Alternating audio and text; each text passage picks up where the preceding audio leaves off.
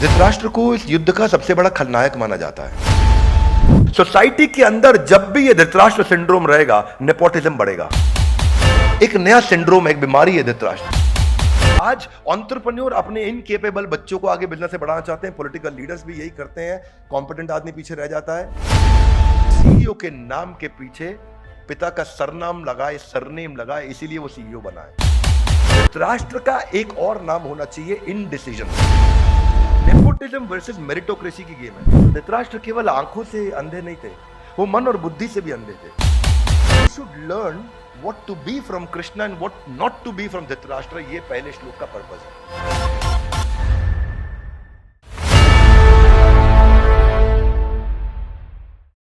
ग्रंथराज श्रीमद् भगवद गीता की जय।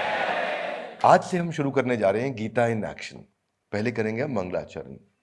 मंगलाचरण क्या होता है? आप ऑस्पिशियसनेस का इन्वोकेशन करते हैं। तो आप मेरे साथ में आंख बंद करके प्रार्थना कर सकते हैं। ओम अज्ञानतिमिरान्धस्य ज्ञानञ्जनशलाकया चक्षुरुन्मीलितं येन तस्मै श्री गुरुवे नमः। हरे कृष्णा कृष्णा कृष्णा हरे हरे, हरे राम राम राम हरे हरे। जगत गुरु श्रील प्रभुपाद की जय। श्रील प्रभुपाद ने हमें अनुवाद दिया है इस भगवद गीता का, जिससे गीता को समझना आसान हुआ है। तो हम आज पहला श्लोक लेते हैं और वहां से चर्चा शुरू करते हैं। तो आप मेरे पीछे श्लोक दोहराइए। बोलिए, धृतराष्ट्र उवाच धर्म क्षेत्रे कुरुक्षेत्रे समवेता युयुत्सव मामका पांडवाश्चैव किम कुर्वतो संजय। अनुवाद। धृतराष्ट्र ने कहा, हे संजय, धर्म भूमि कुरुक्षेत्र में युद्ध की इच्छा से एकत्र हुए मेरे तथा पांडु के पुत्रों ने क्या किया। धृतराष्ट्र क्या बोलते हैं इधर? हाथ आगे लाइए। मामका पांडवा मेरे यानी कि उन्होंने अपने आप को पांडु से अलग कर दिया। पांडु जीवित है अभी? नहीं है। पांडु जीवित नहीं है। उनको क्या कहना चाहिए था? हमारे पुत्रों ने क्या किया, हमारे बच्चों ने क्या किया, हमारी टीम ने क्या किया, हमारे लीडर्स ने क्या किया, हमारी ऑर्गेनाइजेशन ने क्या किया, हमारी फैमिली ने क्या किया, मेरे और पांडु के पुत्रों ने क्या किया। इसका अर्थ क्या हुआ? पांडु कोई अलग आदमी है, पांडु कोई गलत आदमी है और उसके साथ हमारा झगड़ा हो रहा है इस समय, और झगड़ा चल रहा है। ये गड़बड़ आदमी है पांडु। क्या किया उनके बच्चों ने, बताओ मुझको। संजय जल्दी रिपोर्टिंग दो। धृतराष्ट्र को इस युद्ध का सबसे बड़ा खलनायक माना जाता है। क्यों इस खलनायक माना जाता है? क्योंकि धृतराष्ट्र के हाथ में उस समय पावर थी। उसने नेपोटिज्म समझते हैं? सब समझते हैं। आजकल बॉलीवुड में आपने सुना है, उसने नेपोटिज्म का पहला बढ़ावा देने वाला पहला केस स्टडी है ये इतिहास में। बॉलीवुड में नेपोटिज्म की बात अभी शुरू हुई, पॉलिटिक्स में नेपोटिज्म की बात अभी शुरू हुई। ये पहला नेपोटिज्म का पब्लिकली अवेलेबल की wrong case study, illicit case study है। तो धृतराष्ट्र केवल आंखों से अंधे नहीं थे, वो मन और बुद्धि से भी अंधे थे। और इमेजिन करो, युद्ध होने से पहले एस्ट्रोलॉजर्स को इनवाइट किया। धृतराष्ट्र ने पूछा सारे एस्ट्रोलॉजर्स से, क्या होने वाला युद्ध में? एस्ट्रोलॉजर्स ने आकर के बता दिया कि आपकी सारी संतानें मारी जाएंगी, including Duryodhan. Everybody will be dead. आके पहले बता दिया।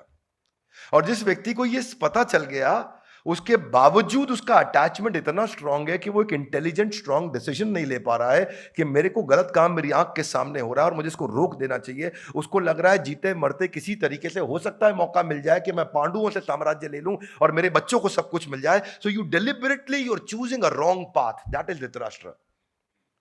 धृतराष्ट्र को मालूम है सब खत्म हो जाएगा, still he is unable to stop the battle. बंद नहीं करा पा रहे हैं वो युद्ध, उनको रोक देना चाहिए था वहीं पर ही। इसको बोलते हैं स्टेटस को ट्रैप। जैसा चल रहा है चलने दो।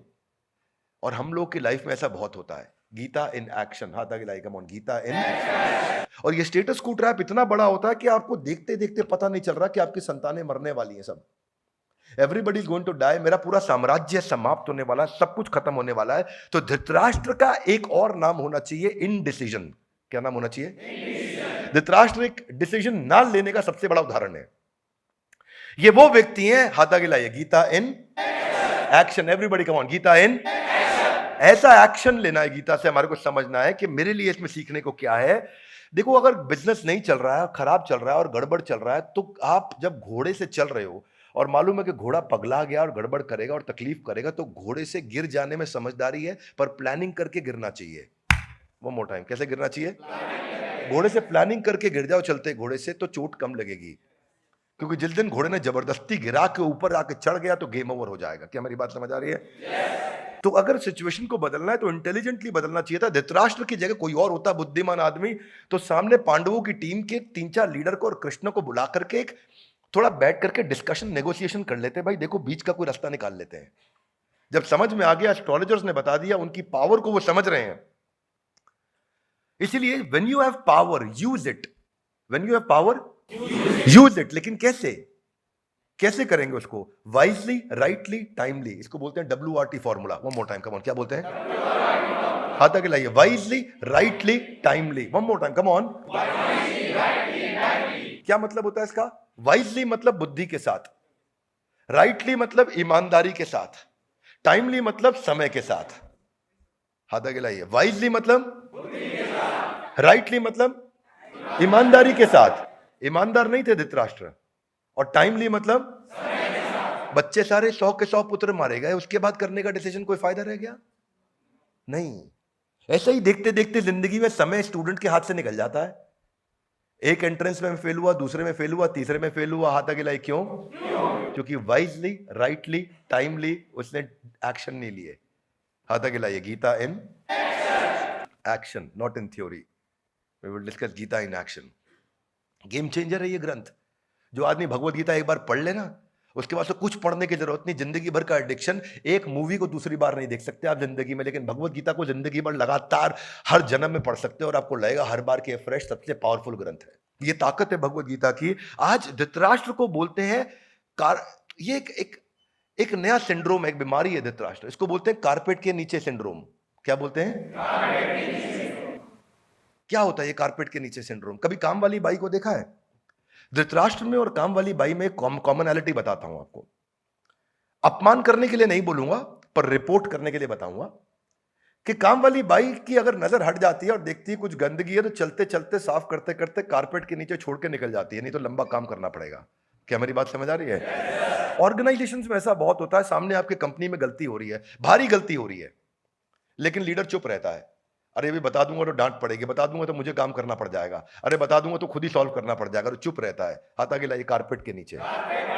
तो जब आप कारपेट खोलते हो, कीड़े ही कीड़े निकलते हैं। कुछ महीनों के बाद जब आप कारपेट खोलते हो, कीड़े ही कीड़े निकलते हैं। देखा आपने? छोटे छोटे कीड़े, मिट्टी, गंदगी निकलती है। धृतराष्ट्र वाज प्रैक्टिसिंग कारपेट के नीचे सिंड्रोम। हाथ आगे लाइए। कैसे? देख रहे हैं सब गलत हो रहा है, लेकिन चुप बैठे। जो गलती हो रही कारपेट के नीचे डाल के चुप। उनको चैलेंज किया था, विदुर ने पहले ही चैलेंज किया था उनको। उधर के सबसे इंटेलिजेंट लोगों ने चैलेंज किया कि Dhritarashtra is blind, he should not be made the king. Dhritarashtra को राजा नहीं बनाना चाहिए।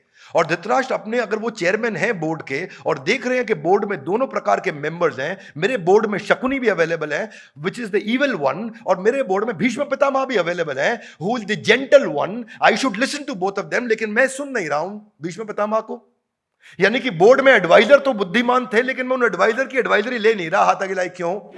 मैं और मेरा, मैं और मेरा, मैं धृतराष्ट्र, मेरा पुत्र दुर्योधन, हमको सब कुछ मिलना चाहिए। और यही बायस जो है ना, स्टेटस को ट्रैप, इसी ने काम खराब किया। What is WRT formula? याद रहेगा आपको? क्या है? One more time, come on. Wisely, याद रखिए इसको। सोसाइटी के अंदर जब भी ये धृतराष्ट्र सिंड्रोम रहेगा, नेपोटिज्म बढ़ेगा। और वो नेपोटिज्म क्या है? आज एंटरप्रेन्योर अपने इनकेपेबल बच्चों को आगे बिजनेस से बढ़ाना चाहते हैं, पॉलिटिकल लीडर्स भी यही करते हैं, कॉम्पिटेंट आदमी पीछे रह जाता है। आज सोसाइटी में डॉक्टर्स, जजेस, लॉयर्स, चार्टर्ड अकाउंटेंट कई दफा ऐसा करते हैं कि जहां पे वो ऐसे एक आदमी को आगे बढ़ाते हैं, उसको पोस्ट देते हैं, पोजीशन देते हैं। इससे नेशन सफर करता है, इससे साम्राज्य, पूरा साम्राज्य सफर करता है। और स्टीव जॉब्स का हमेशा कहना है कि reason that privately owned company doesn't last beyond 3 generation, दादा पिता पुत्र के बाद खत्म हो जाती है प्राइवेटली ओन्ड कंपनी ज्यादातर। हाथ आगे लाइए। क्यों? क्योंकि सीईओ के नाम के पीछे पिता का सरनाम लगाए, सरनेम लगाए, इसीलिए वो सीईओ बना है, इसलिए नहीं बना कि वो कॉम्पिटेंट था। तो एक्शन क्या होगा? हाथ आगे लाइए। गीता इन एक्शन ये होना चाहिए कि अगर परिवार साथ में जुड़े हैं तो धृतराष्ट्र को बोलना चाहिए, भाई तेरा शेयर है, कंपनी में तेरा शेयर है, लेकिन काम कॉम्पिटेंट आदमी को करने दो, ऑपरेशंस कॉम्पिटेंट आदमी करेगा। तेरी ओनरशिप है, अगर मेरी ये प्रॉपर्टीज हैं, तेरी प्रॉपर्टी में रजिस्ट्री है, but the work should be done by a competent man, not you Duryodhan. अगर भाइयों में भी झगड़ा चल रहा है तो भाइयों को भी बोलना चाहिए कि हम लोग फैमिली हैं, हम लोग फैमिली का ओनरशिप में शेयर है, लेकिन प्रोफेशनल आदमी को आकर के इस कंपनी को चलाने दो। That is what happened between Baidyanath and Dabur. Dhritarashtra was more like Baidyanath, not Dabur. मैं आपको एक्सप्लेन करूंगा कैसे। डाबर ने कभी भी अपने परिवार को टूटने नहीं दिया, सबकी अपनी शेयर होल्डिंग रखी, लेकिन प्रोफेशनल टॉप लीडरशिप को ला करके उनको दिया कि तुम कंपनी डाबर को चलाओ। पर बैद्यनाथ ने क्या किया, आपस में सब तोड़ लिया। धृतराष्ट्र की इंटेलिजेंस नहीं थी, धृतराष्ट्र के पास डील को स्ट्रक्चर करने के बहुत तरीके थे। क्या मेरी बात समझ आ रही है आपको? कैसे धृतराष्ट्र डील को स्ट्रक्चर कर सकते थे। दुर्योधन, तुमको क्यों चाहिए साम्राज्य? बोला, papa I want to enjoy, I want power, I want money, I want to celebrate, I want to relax. Okay Duryodhan, वो वैसे भी करा देते हैं, क्या टेंशन है तुमको? हाथा गिलाई कैसे? अगर पांडव ज्यादा कॉम्पिटेंट हैं तो हम पांडवों से नेगोशिएट कर लेते हैं कि तुम ऑपरेशंस को रन करो, तुम साम्राज्य चलाओ, साम्राज्य को प्रॉफिटेबल बनाओ, प्रॉफिट का 10% रॉयल्टी इनकम दुर्योधन को दे दो, वो चुपचाप बैठ के खाता रहेगा। क्या मेरी बात समझ आ रही है? टेक्निकली दुबई ऐसे ही तो चला है ना, पूरा यूएई ऐसे ही रन हुआ है। वहां जो शेख हैं दे आर इंटेलिजेंट दुर्योधन्स। हाथा गिलाई कैसे? कोई भी आता है, वहां यूरोपियंस आते हैं, अमेरिकन आते हैं, इंडियंस आते हैं, बिजनेस करते हैं, शेख को बोलते हैं इसको पार्टनर बनाओ, ये पैसिव पार्टनर है, जो आपका रेवेन्यू होगा उसका 10% इसको देना पड़ेगा। What is he? He is an intelligent Duryodhan. He doesn't want to work, he will make money, he will relax. तो धृतराष्ट्र के पास कई तरीके थे, पर धृतराष्ट्र का एक और नाम क्या है? इनडिसीजन। क्या नाम है? इनडिसीजन। वो डिसीजन नहीं लिया धृतराष्ट्र ने, इसीलिए गेम ओवर हो गया। तो वो डील को स्ट्रक्चर करने के इतने तरीके थे कि उनको बोलना चाहिए था, भाई देखो आप दुर्योधन रॉयल्टी इनकम ले लो, आप रेंटल्स ले लो पांडवों से, आप कुछ भी ले लो, हिसाब किताब बना लेते हैं, रिलैक्स करो, आपको एंजॉय करना आप एंजॉय करो, वो बेचारे मेहनत करेंगे, उनको करने दो ना। और वो ऊपर से ईमानदार आदमी भी है, वो तुम्हारा पैसा हक का मारेगा भी नहीं। किसकी बात कर रहे हैं? युधिष्ठिर की। युधिष्ठिर इतना ईमानदार है कि तुमने सेट कर लिया भाई तुम्हारे को रेवेन्यू का इतना % देना, युधिष्ठिर पक्का देंगे, तुम्हारे मांगने से पहले टाइमली पेमेंट हो जाएगी, तुम्हारे को पेमेंट साइकिल, वर्किंग कैपिटल कोई इशू ही नहीं है। When you got a very honest guy on the other side, बिना कारण के झगड़ा किया आपने। क्या मेरी बात समझ आ रही है? So people don't look at solutions. वो फंस जाते हैं अपनी ईगो में, और फंस जाते हैं ईगो में, और ईगो में फंसते कैसे हैं? उसको फंसने का कारण यही है कि जब उनको दिखना बंद हो जाता है। मेरे विचार में अगर आप बैद्यनाथ को देखोगे तो बैद्यनाथ क्या है? वो 5 अलग अलग भाई हैं, 5 अलग अलग एंटिटीज है वहां पे, नागपुर, कोलकाता, झांसी, पटना और इलाहाबाद। That is Baidyanath. पांचों जगह अलग अलग भाई हैं, पांचों जगह अलग अलग बैलेंस शीट बन रही है, पांचों जगह अलग अलग बिजनेस हो रहा है। हाथा गिलाइए, हाथा गिलाइए। माम का, इलाहाबाद का, किम कुर्वतो संजय, माम का, नागपुर का, पटना का, झांसी का, किम कुर्वतो संजय। इनके परिवार में रोज होता है बैद्यनाथ में। ये क्यों होता है? This is live case study.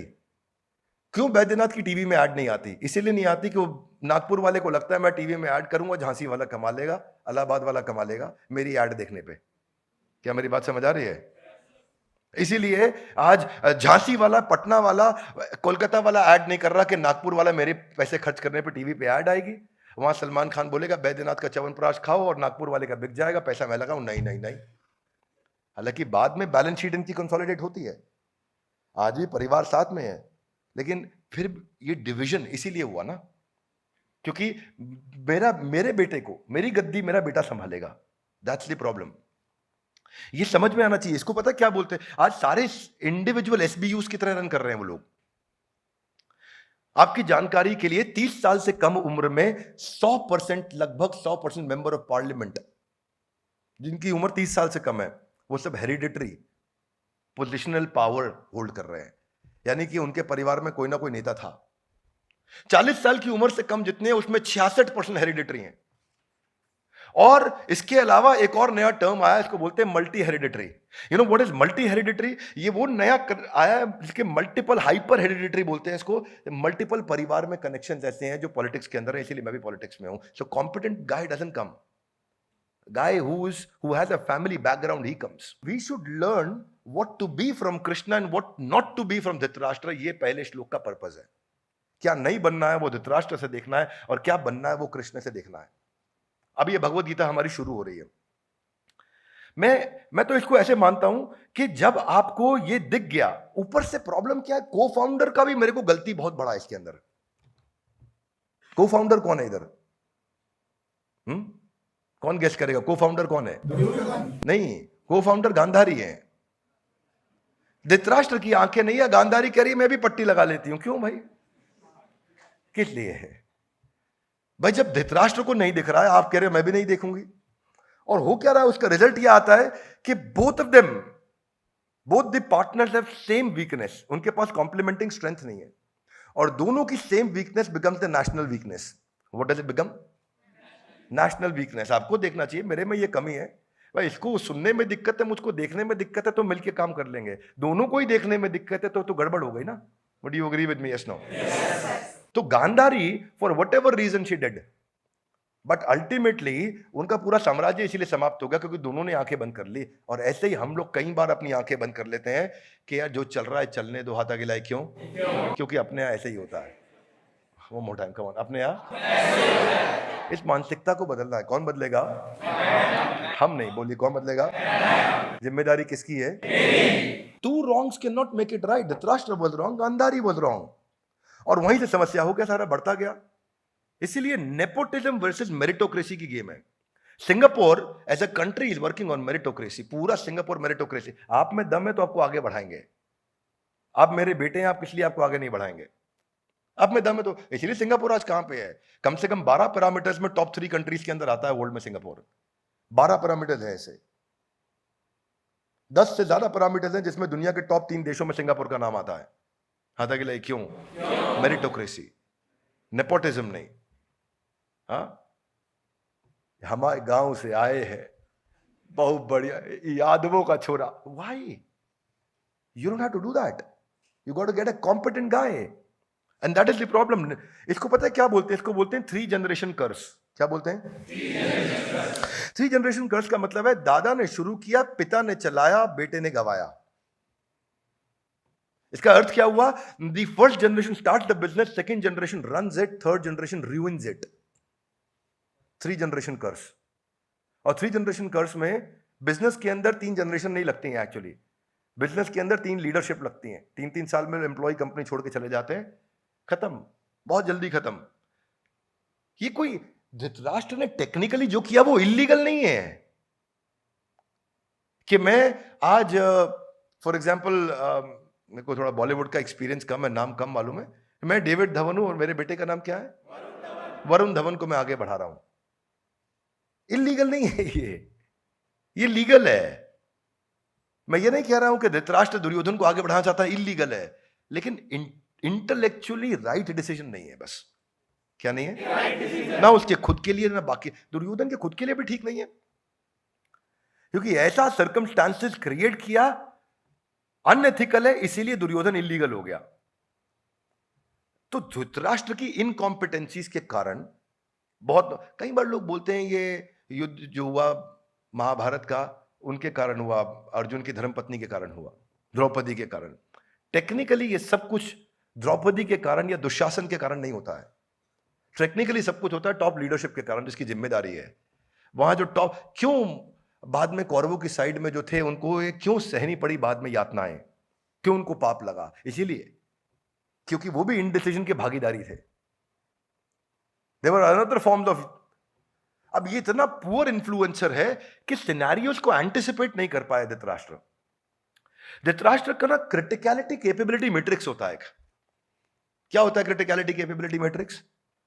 कि क्रिटिकल काम क्या हुआ, बहुत इंपॉर्टेंट काम, और केपेबल आदमी। हाथ आगे लाइए। क्रिटिकल काम, जरूरी काम, केपेबल आदमी। यानी कि अगर हार्ट सर्जरी करनी है तो हार्ट सर्जरी हम किससे कराएंगे? मान लो ये कैमरामैन बहुत मोटिवेटेड है तो इससे भी करा ही लोगे आप। मेरा बेटा है ये, करा लो करा लो, तो मन से करेगा, दिल से। यूट्यूब पे खोल के ऑफलाइन वीडियो साथ में लगा के हार्ट सर्जरी कर देगा। हाँ आज लेकिन एक बात है, जब आदमी मोटिवेटेड होता है, उसके अंदर विल हो, तो वो कुछ भी कर सकता है। Yes no, come on, yes no, no. ऐसे नहीं होता है कि मैं मोटिवेटेड हूं, आज भाई हवाई जहाज उड़ाएगा। क्यों भाई, मोटिवेटेड है बस, आओ बैठो हमारे साथ, मैं उड़ाऊंगा हवाई जहाज, मोटिवेटेड हूं मैं। It doesn't work that, you need competence, you need, आपको कॉम्पिटेंस में एटीट्यूड, स्किल, नॉलेज तीनों चाहिए। अब दुर्योधन को हवाई जहाज नहीं उड़ाना आता, तो ये धृतराष्ट्र की गलती है कि वो कह रहा है कि नहीं उड़ाने दो उसको। उधर से बोल रहे हैं कृष्ण, कृष्ण आर्बिट्रेशन के लिए आए हैं, और आर्बिट्रेशन सबसे बड़ी आर्बिट्रेटर है कृष्ण, जो बीच में आकर के मध्यस्थता कर रहे हैं, कह रहे मैं निपटाता हूं, डोंट वरी। नहीं नहीं तुम नहीं, मैं दुर्योधन को भाई उड़ाएगा हवाई जहाज। That is the problem. उनको समझ नहीं आ रहा है। आप क्या है, बेसिकली वाइस प्रेसिडेंट से कंपनी में चाय पिलवाने का काम करा रहे हो। उसको बोलते हैं not understanding criticality capability matrix. घर का आदमी है, कोई बात नहीं, पिला दे आज चाय, तू ही पिला दे। तो वो पिला देगा, लेकिन आपने उसका सही इस्तेमाल नहीं किया, उस टैलेंट का, आपने उसके पोटेंशियल का सही इस्तेमाल नहीं किया। तो ये जो बायस है, ये जो फेवरेटिज्म है, ये जो लॉन्ग टर्म फोकस को मिस कर देना, ये जो अनएथिकल होना, ये जो ग्रीडी होना, ये जो सही चीज के साथ नहीं खड़ा हो पाना, ये कि माय वे और हाईवे, या तो मेरे रास्ते या हाईवे से निकल जा, ये जो मेंटालिटी है, एक शॉर्ट कमिंग को, अपनी गलती को एक्सेप्ट ना कर पाना, और एक कॉम्पिटेंट आदमी को वैल्यू ना करना, ये सब किस में रिजल्ट देता है? दो चीजों में रिजल्ट देता है। एक है weakness plus wickedness is game over. सुनिए मेरी बात, वीकनेस प्लस विकेडनेस इज, एक तो धृतराष्ट्र वीक आदमी, डिसीजन नहीं लेते, और दूसरा विकेड यानी धूर्त आदमी, चीट आदमी, चीटिंग करने वाले। जिधर वीकनेस भी है और विकेडनेस भी है, game over. That is the पहला श्लोका का सार ऑफ धृतराष्ट्र। जो बिजनेस ओनर का ये पता है, ये इनकॉम्पिटेंट मैनेजमेंट और ये फेटल मिस्टेक से ब्लंडर क्या होता है। एक कॉर्पोरेट कहानी सुनाता हूं अमेरिकन आपको, एनरॉन की केस स्टडी समझो, 1 मिनट में जिंदगी में नई चीज समझ आएगी। एनरॉन एक अलग ही केस स्टडी है दुनिया की। 2001 में एनरॉन का 1 साल का रेवेन्यू था $100 बिलियन। कितना? मिलियन नहीं, बिलियन। बिलियन क्या होता है? बिलियन, $100 बिलियन, थोड़ा समझ लेते हैं हम लोग। $1 बिलियन कितना हो गया? 8,000 करोड़। $10 बिलियन 80,000 करोड़। $100 बिलियन 8 लाख करोड़ का रेवेन्यू एनरॉन कर रहा है 1 साल में 2001 के अंदर। क्योंकि लीडरशिप कॉम्पिटेंट थी, लेकिन धूर्त थी, चालाक थी, चीट थी। वो कंपनी एनरॉन जो 2001 की शुरुआत में 8 लाख करोड़ का रेवेन्यू कर रही थी, 2001 में 8 लाख करोड़ बहुत था भाई लोग, समझ लीजिए। और 2001 के अंत में वो कंपनी बैंकरप्ट, दिवालिया हो गई, जीरो हो गई। क्या हो गई? समझ में आ रहा है? तो ये कहावत बन गई। क्या कहावत बन गई? अगर कोई इनडिफीटेबल है, अगर कोई ऐसा आदमी है जिसको डिफीट नहीं किया जा सके, जिसको हराया नहीं जा सके, और वो ऐसे हार जाए कि 8 लाख करोड़ से जीरो पे आ जाए 1 साल में, तो उसको बोलते हैं तेरा एनरॉन हो गया। तेरा क्या हो गया? तेरा एनरॉन हो गया। तो एनरॉन का एनरॉन 1 साल में हुआ था। हो जाता ना भाई, किसी किसी का एनरॉन हो जाता है। कोडाक का भी एनरॉन हुआ है। कोडाक कितना बड़ा था, एनरॉन हो गया उसका। नोकिया का भी एनरॉन हो गया। कहावत बन गई। तू अगर खत्म हो गया तो मतलब तेरा एनरॉन हुआ है। क्या मेरी बात समझ आ रही है? पर धृतराष्ट्र इतने एफिशिएंट थे कि एनरॉन को एनरॉन होने में 1 साल लगा, धृतराष्ट्र को 18 दिन लगे। धृतराष्ट्र का 18 दिन में एनरॉन हो गया। उनका इतना भयंकर गेम ओवर हो। क्या मेरी बात समझ आ रही है? ये अनएथिकल प्रैक्टिस और लैक ऑफ इंटेग्रिटी, आज इतनी बड़ी ऑर्गेनाइजेशन खत्म हो सकती है। और मजे की बात क्या है कि टॉप एग्जीक्यूटिव्स को मालूम है गलती है, वो लूप होल छुपा रहे हैं। वो आए बैंकर से, ऑडिटर से भी बोल रहे हैं इस पे पर्दा डालो, इसको छुपाओ। यही हुआ एनरॉन में। और यहां भी ऑडिटर थे। यहां ऑडिटर कौन थे? भीष्म पितामह, द्रोणाचार्य, कृपाचार्य, इन सबको खरीद लिया गया। कर्ण जैसे लोग, सबको अपना बनाया, सबको दबाव डाला और सबसे गलत काम कराया। क्या मेरी बात समझ आ रही है? बस यहां फंस गए। वो उधर भगवत गीता अर्जुन भी सुन रहे हैं। भगवत गीता का एंड होते होते अर्जुन का हृदय परिवर्तित हो गया। संजय एक्साइटेड पे एक्साइटेड हो रहे, मुहुर मुहुर मुहुर मुहुर, ओह मजा आ गया गीता सुन के। संजय के आखिरी के श्लोक सुन लो, आपकी बुद्धि चकरा जाए भाई। गीता सुनने के बाद कोई इतना एक्साइटेड हो रहा है जैसे छोटा बच्चा वीडियो गेम देखते या कार्टून टॉम एंड जेरी देख के एक्साइटेड होता है। क्या मेरी बात समझ आ रही है? ऐसा संजय एक्साइटेड हुए भगवद गीता सुन के, उनका दिल बदल गया, अर्जुन का दिल बदल गया। पर धृतराष्ट्र का क्या था? ये मेरा ईगो, मेरा डिजायर, मेरा अटैचमेंट, मेरा दुर्योधन हाथ आगे लाए। क्यों?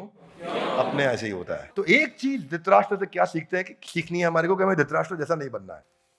तो ये था हमारा आज का पहला श्लोक।